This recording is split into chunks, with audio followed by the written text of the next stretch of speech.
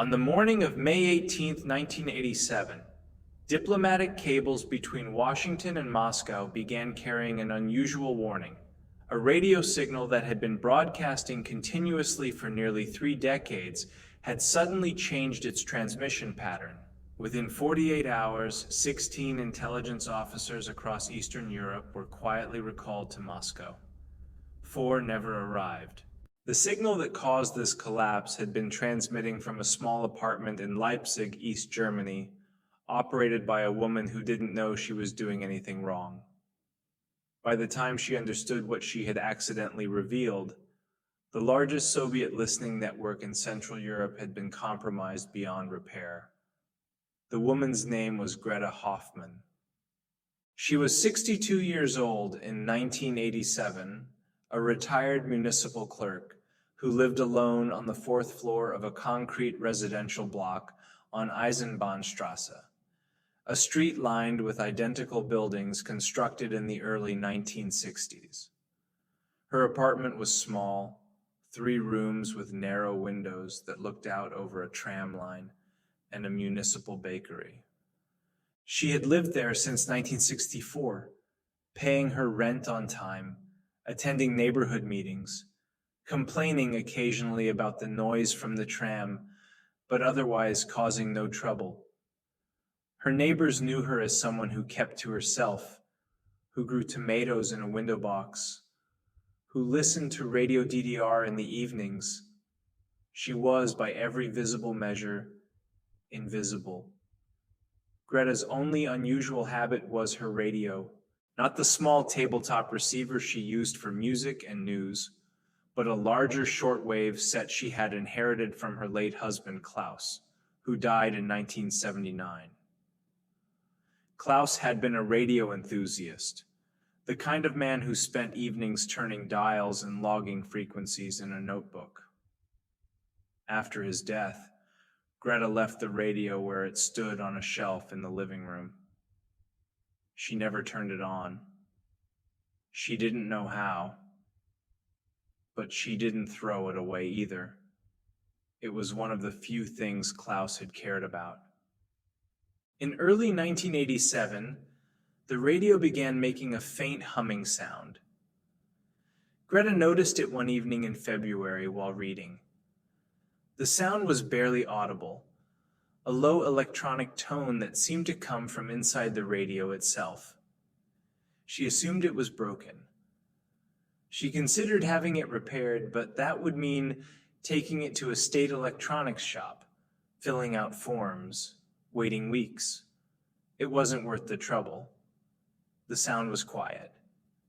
She could ignore it. What Greta didn't know was that the radio had been modified years earlier, long before Klaus ever owned it. The modifications were invisible, embedded in the circuitry, designed to receive a specific frequency and retransmit it at very low power within a limited range.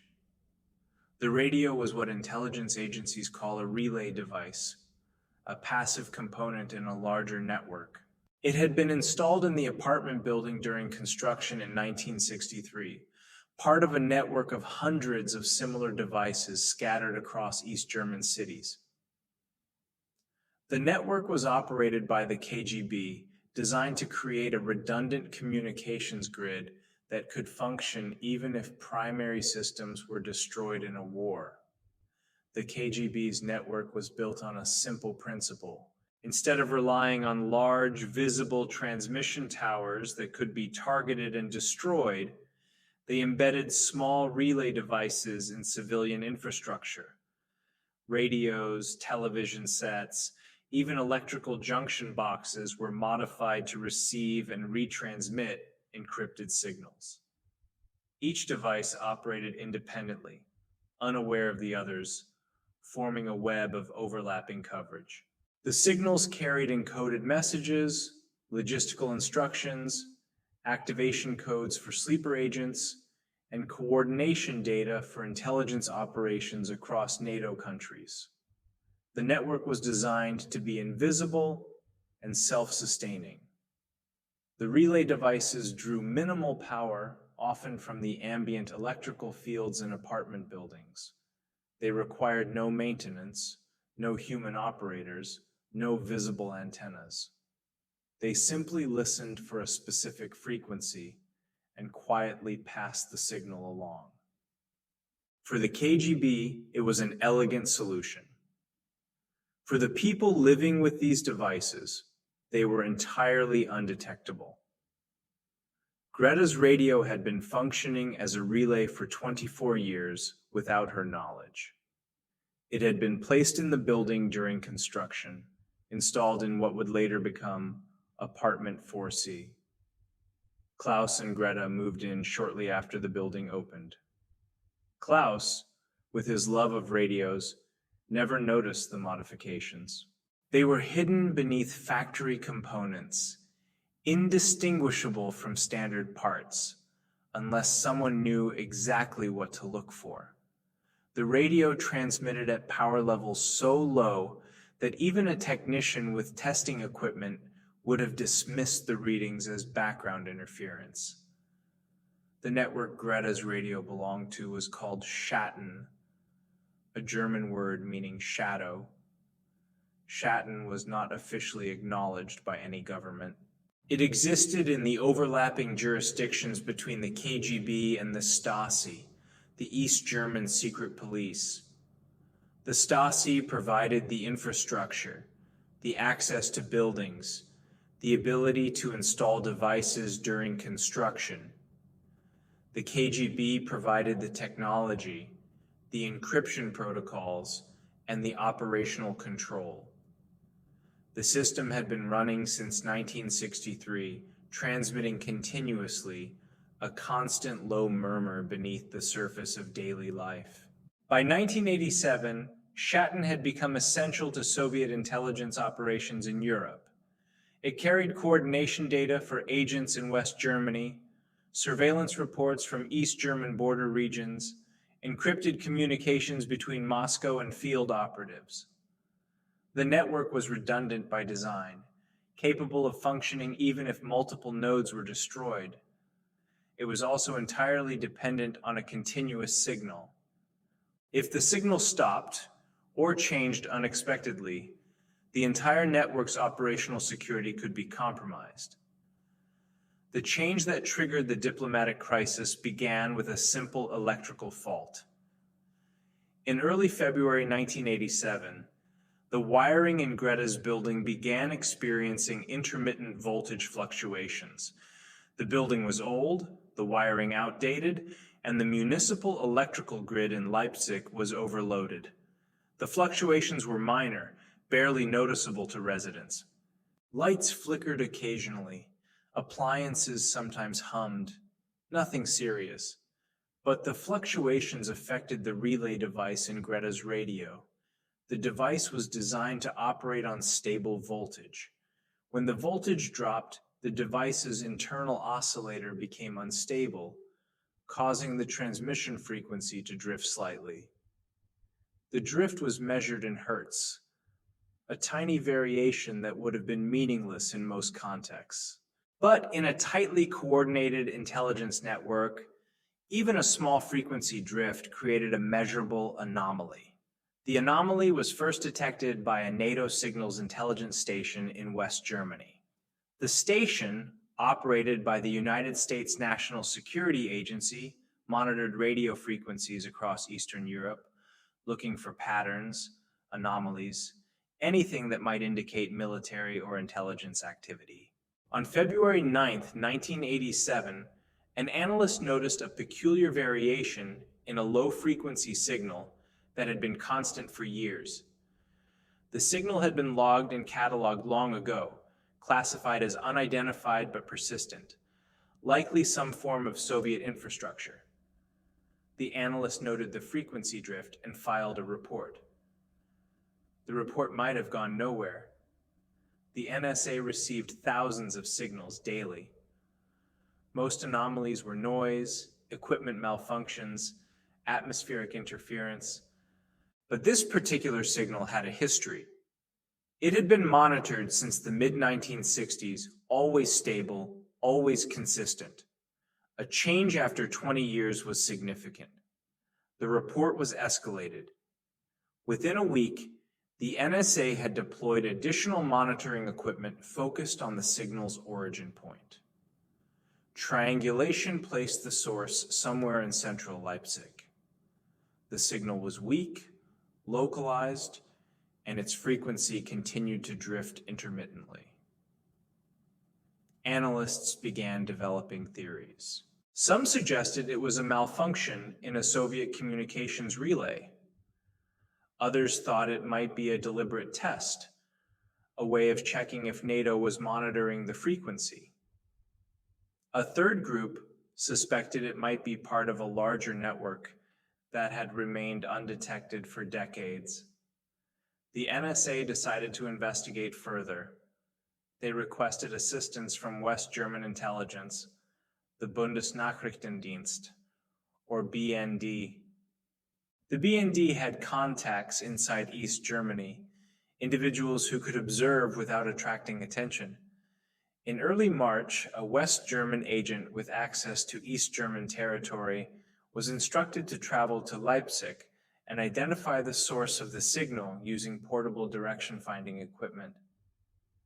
The agent, whose name remains classified, spent 3 days in Leipzig, moving through the city with a small handheld receiver disguised as a transistor radio.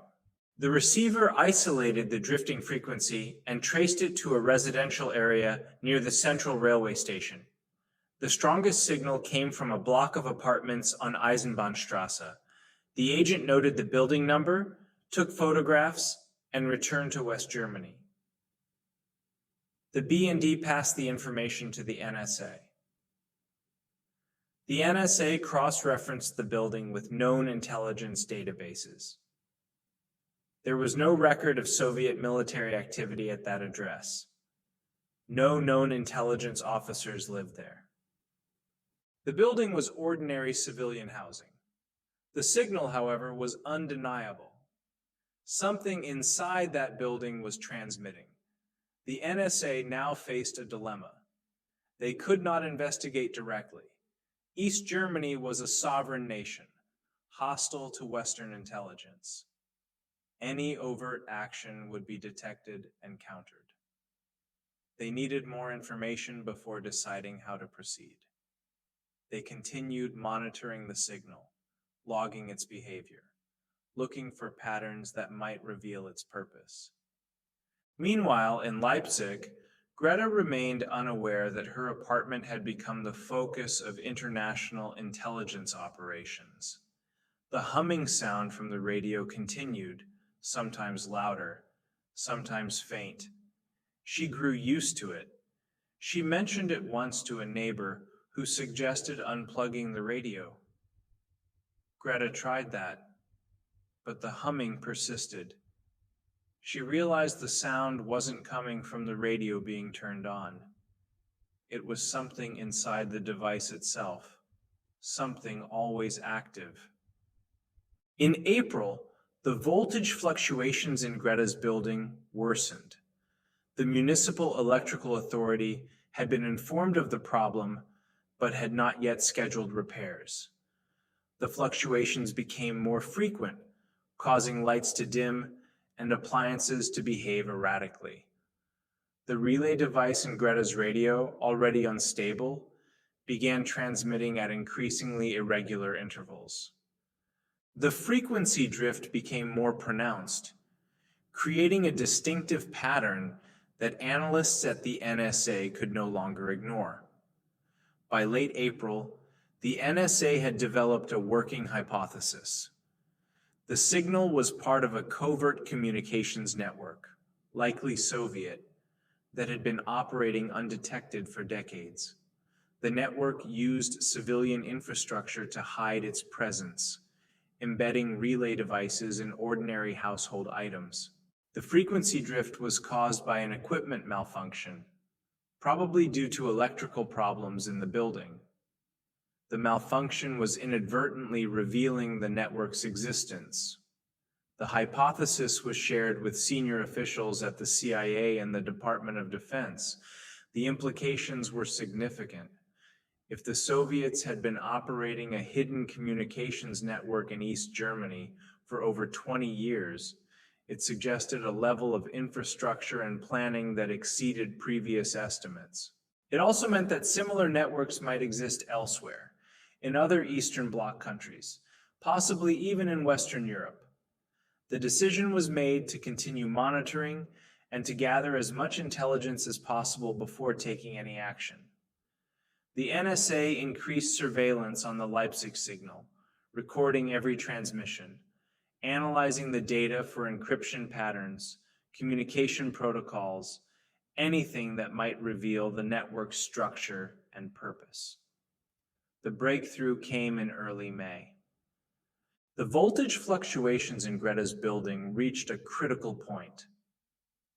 On the evening of May 6th, the electrical system in her apartment briefly surged, sending a spike of high voltage through the wiring. The relay device in the radio, designed for stable low voltage, was overwhelmed. Its internal components overheated, and the device began transmitting at full power instead of its usual minimal output. The surge lasted less than 3 seconds. The device burned out almost immediately, its circuits fused and destroyed. But in those 3 seconds, it transmitted an unencrypted identification code, a brief digital signature that had been embedded in the hardware for diagnostic purposes. The code contained information about the device's origin, its manufacturing batch, and its designated network identifier. The NSA intercepted the transmission. Analysts recognized it immediately as a breakthrough. The identification code provided concrete evidence of the network's existence and its operational parameters. Within hours, linguists and cryptographers were working to decode the information. By the morning of May 7th, they had confirmation. The device was part of a KGB-operated communications network called Shatten. The network consisted of hundreds of relay devices spread across East Germany and possibly beyond. The Leipzig device was Node 247 in a grid that extended from the Baltic Sea to the Austrian border. The intelligence was forwarded to the White House and to NATO headquarters in Brussels. Discussions began immediately about how to respond. The existence of Shatten represented a significant security breach. It meant the Soviets had the capability to communicate securely across Europe using infrastructure that NATO had never detected. It also raised questions about how many other such networks existed and what information they had been transmitting. At the same time, the KGB became aware that something had gone wrong. The Shatten network included automated monitoring systems that tracked the status of individual relay nodes. When Greta's radio burned out, it stopped transmitting. The monitoring system flagged the failure, but that was not unusual. Relay devices occasionally malfunctioned. What alarmed KGB analysts was the timing. The device had failed immediately after transmitting an unusual high-power burst. KGB protocol in such situations was clear. If a relay device failed in a way that suggested compromise, the entire network was considered at risk. The affected region would be isolated, and any intelligence officers or operations associated with that region would be temporarily suspended until the situation could be assessed. On May 9th, the KGB issued a recall order for all intelligence personnel operating in the Leipzig region. 16 officers were instructed to return to Moscow immediately for debriefing. The order was transmitted through secure channels using the Shatten network itself, unaware that NATO was now intercepting and analyzing every transmission. The recall order was the confirmation NATO needed. It proved that the network was active, that it was being used for operational intelligence, and that the Soviets considered the Leipzig malfunction a serious security breach. The NSA passed the intercepts to the CIA, which began coordinating with European intelligence agencies to monitor the recalled officers and identify other nodes in the Shatun network.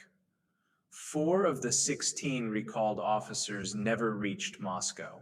2 defected to the West, seeking asylum in West Germany and providing detailed information about Shatun's operations.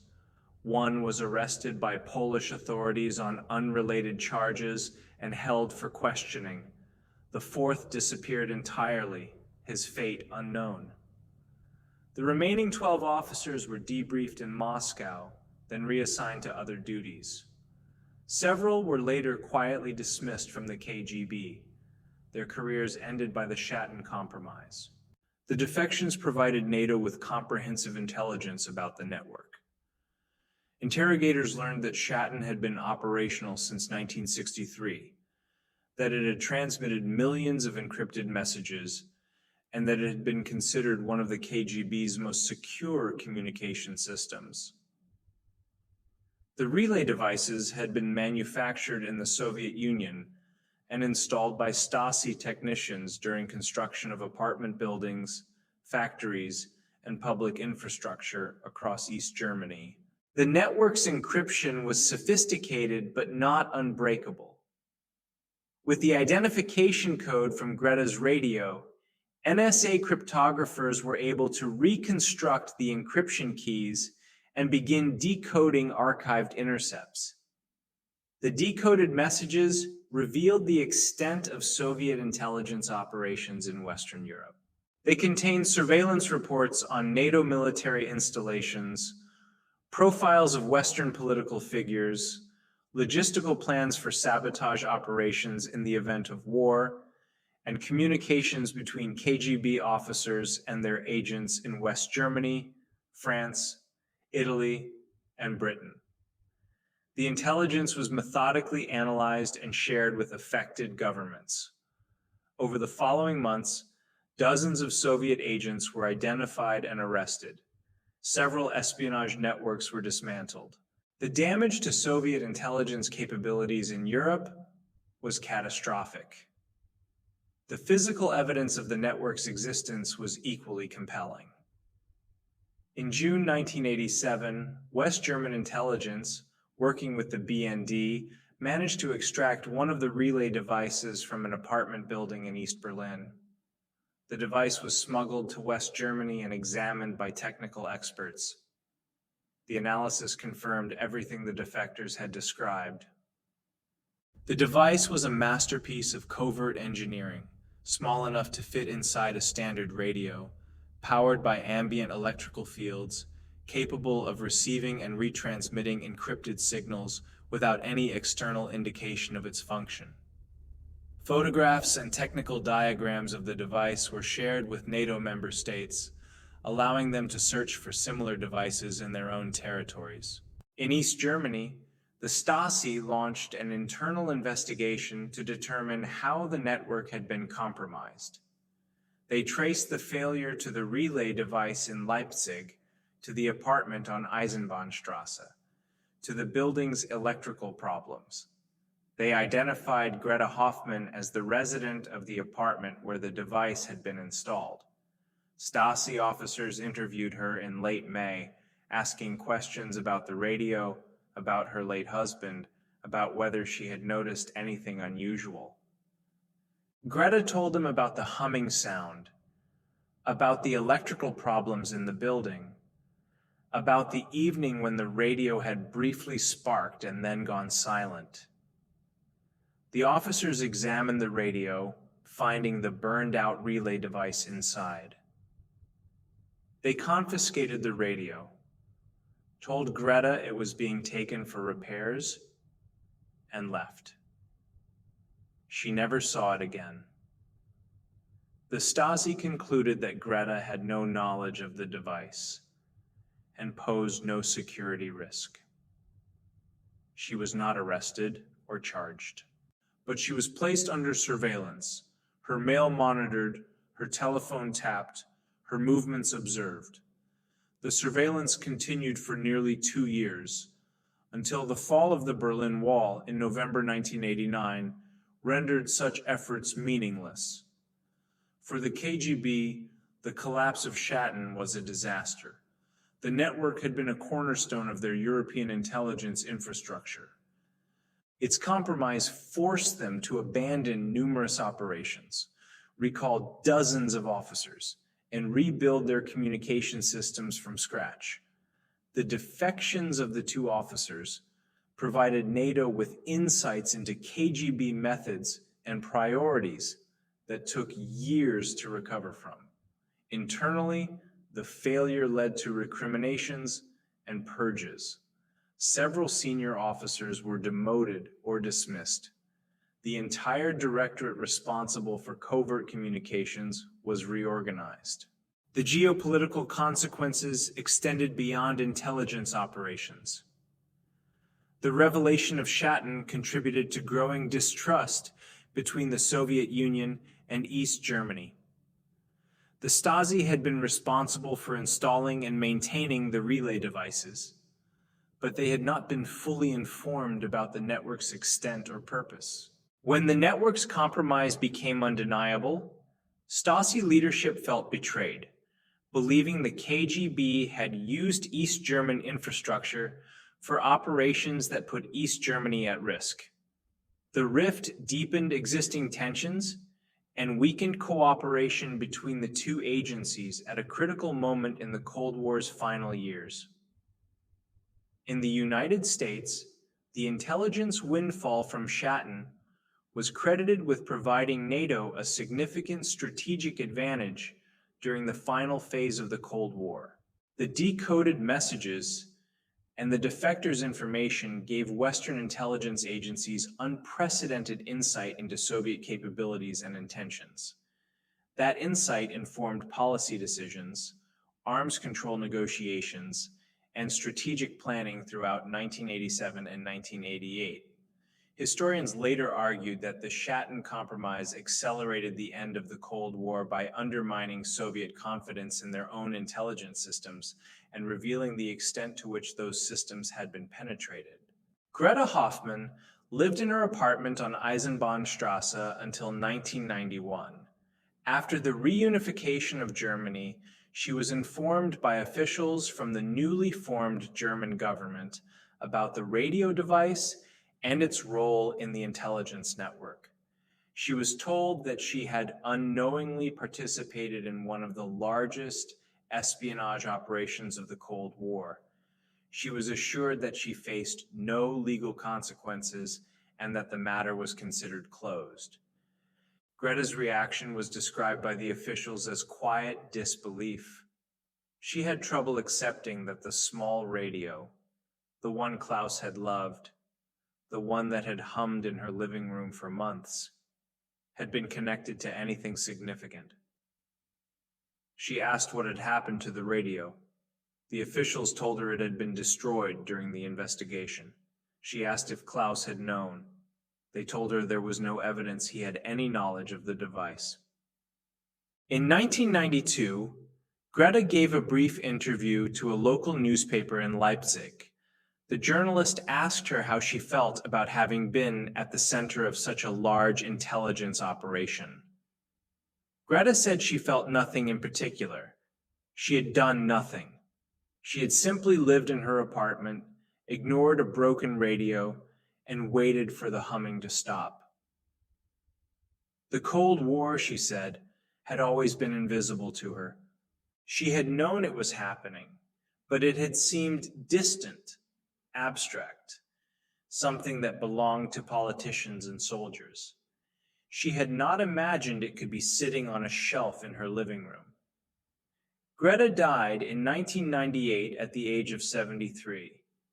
She is buried in a cemetery on the eastern edge of Leipzig, her grave marked with a simple stone. There is no mention of Shatton, no indication of her accidental role in one of the Cold War's largest intelligence compromises. To the people who knew her, she remained what she had always been, an ordinary woman who had lived through extraordinary times without ever fully understanding how close the extraordinary had come to her daily life. The Shatton network was never rebuilt. After 1987, the KGB and its successor agencies relied on more conventional communication systems, satellite links, encrypted digital networks, methods that were visible and could be defended. The era of embedding intelligence infrastructure in civilian life, of hiding transmitters in radios and televisions, of turning apartments into unknowing relay stations, was over. The collapse of Shatton had demonstrated the vulnerability of such systems, the risk that a single malfunction, a single burned-out component, could unravel decades of planning. But for a brief period in May 1987, the entire structure of Soviet intelligence in Europe had hinged on a radio in an apartment in Leipzig. It had depended on stable voltage, on a circuit board that had been soldered together in a Soviet factory in 1963, on the assumption that no one would ever notice the faint humming sound of a relay device doing its work in silence. That assumption had held for 24 years. It failed because an electrical grid grew old, because wiring decayed, because a woman named Greta Hoffman decided not to bother getting a broken radio repaired. The Cold War was fought in many places, on many scales. It was fought in Berlin and Budapest, in Havana and Hanoi, in conference rooms and battlefields. But it was also fought in living rooms and kitchens, in the small spaces where people lived their lives unaware that history was unfolding around them. Shatton was one of those small spaces, invisible until it failed, silent until it spoke. A signal that was supposed to run forever but stopped because someone forgot to fix the wiring in an apartment building in East Germany. And when it stopped, when the signal finally went offline, it revealed something essential about the nature of covert operations, about the fragility of secrecy, about the way vast systems can collapse because of a single overlooked detail. Greta Hoffman never intended to compromise Soviet intelligence. She never intended to change the course of the Cold War. She simply lived in an apartment where a radio hummed, where voltage fluctuated, where an invisible relay device burned itself out after transmitting for nearly a quarter century. The intelligence agencies that had built Shatton, that had embedded it in the architecture of daily life, had believed they had created something permanent, something that would survive wars and political upheavals, something that would outlast the Cold War itself. They were wrong. The signal went offline on a quiet evening in May in a small apartment in Leipzig because an old woman decided that a broken radio wasn't worth repairing, and because the Cold War, despite all its scale and menace, could still be undone by the ordinary failures of ordinary things.